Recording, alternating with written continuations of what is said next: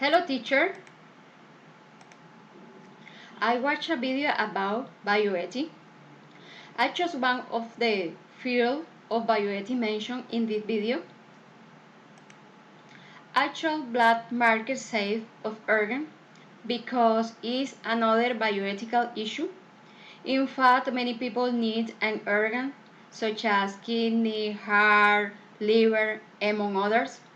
Children, adults expect a donor, but the black market sale of organs, they are very expensive. We find in black market they cost $20,000-$40,000. Some countries sell more cheap. On the other hand, poor people don't have money to pay an organ. For example, in 2021 in our country, more than 2,000 people are waiting for a kidney transplant, while rich people can buy on the black market, but poor people can't. As a result, many people have died because their body can resist way more time.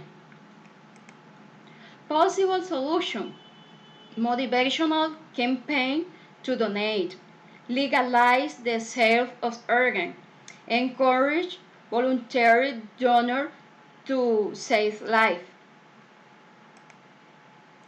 That's all for today. Thank you for your attention.